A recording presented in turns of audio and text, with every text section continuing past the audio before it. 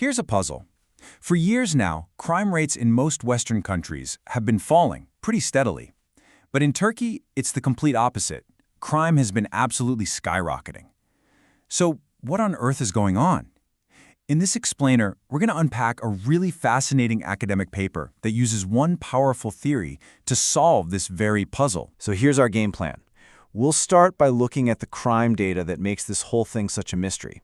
Then, we'll get into the core theory the authors used to figure it out. It's called institutional anomie.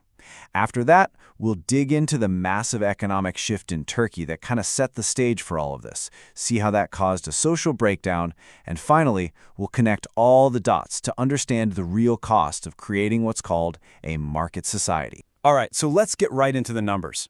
At the heart of this whole thing is this really startling contrast with the West, a trend that just begs for a deeper explanation. So on one side, you've got this well-known crime drop that's been happening in the West since about the mid-1980s. But then you look at Turkey. The source paper shows that during that same time, Turkey saw this dramatic, sustained explosion in crime. It's a really stark contrast, and frankly, it's pretty puzzling. And to get a sense of just how huge this is, get this. The paper highlights that between 1993 and 2021, the number of people in prison in Turkey, per capita, shot up by an incredible 496%. You heard that right. This is not a small uptick. We're talking about a massive, society-level shift. And this chart just drives the point home. You see countries like France and Germany where prison populations stayed pretty much flat. And then there's Turkey, where it more than doubled in just that one decade. So to understand why this happened, the authors turned to a very specific theory from criminology. So how do the authors even begin to explain this? Well, they pull out a really powerful analytical tool. It's called Institutional Anomie Theory, or IAT for short. And it's basically a framework for understanding how huge, sweeping changes in a society can directly fuel a rise in crime. So what does that actually mean? Well, the core idea is this. IoT suggests that when a society puts a massive, overwhelming focus on economic success, getting rich, but it doesn't give everyone a legitimate way to do it, that's when social norms start to fray. This state of anomie, or normlessness, happens when the market economy becomes so powerful that it starts to drown out other key social institutions. The theory says this pressure is driven by 4 key values, which you might recognize from the whole American dream idea. You've got this intense focus on personal achievement, this constant competition. Then there's individualism, looking out for number one. Universalism is the idea that these rules apply to everyone. You're all in the race.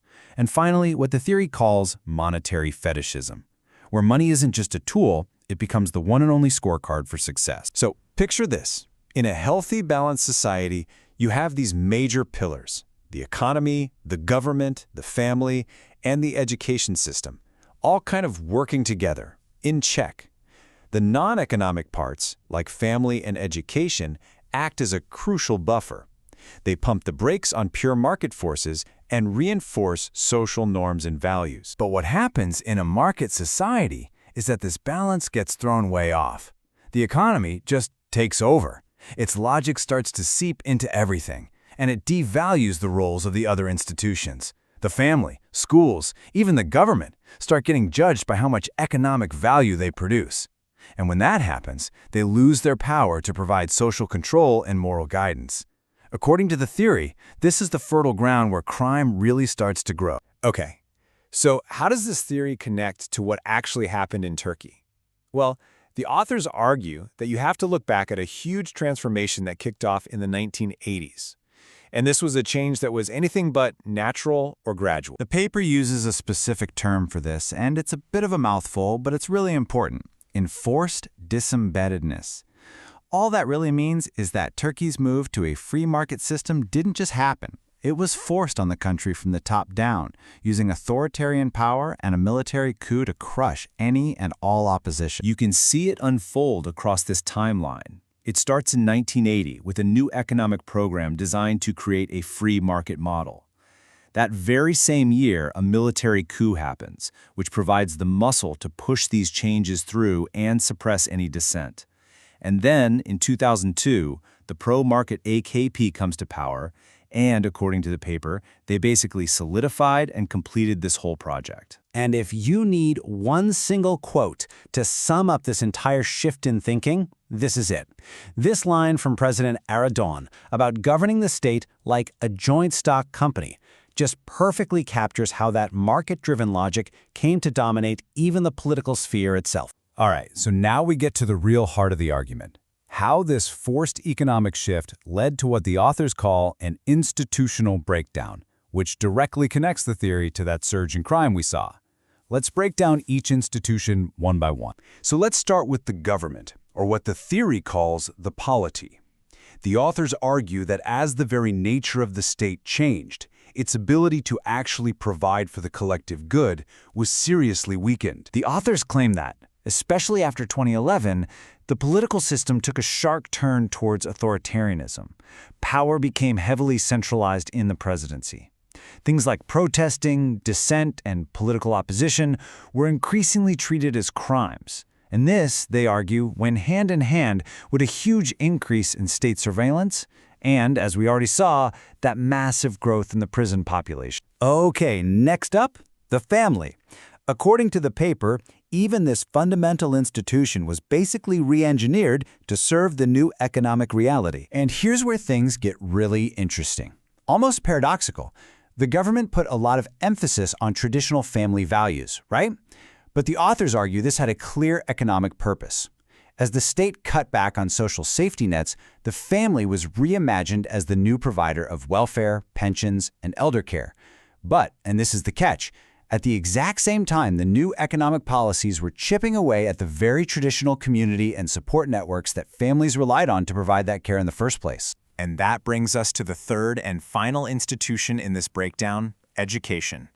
The source claims that the school system was also redesigned, but for a new kind of dual purpose. The paper shows how the very language of the curriculum began to change. Words like marketing, competition, and investment started popping up. Textbooks began to frame citizens not just as citizens, but as consumers and entrepreneurs. At the same time, education became more privatized, which made inequality worse and tied a good education to your family's wealth. The whole focus shifted away from teaching civic and social values and toward one primary goal: producing a competitive workforce for the global market. Okay, so let's pull all these threads together now. You have this breakdown of these key social pillars: the government, the family, and the education system. All of them are being warped and weakened under the immense pressure of a dominant market logic. And according to the theory, this creates the exact conditions of anomie that are predicted to lead to a spike in crime. This quote, which the authors cite in the paper, just nails the whole concept perfectly. A market society isn't just a society with a market. It's a society where market principles bleed into everything, where they overwhelm all the other values that have historically held communities together. When the race for personal economic gain becomes the main event, the things that truly sustain us, like social support, caring for each other, shared values, they all get pushed to the side. And that leaves us with this final, really big question. The authors lay out a pretty convincing case for how this whole process played out in Turkey, linking a forced economic change to institutional collapse and ultimately a massive crime wave. But it forces us all to think about a much broader issue. What happens to any society when the logic of the market is left totally unchecked? And what is the ultimate price we all pay?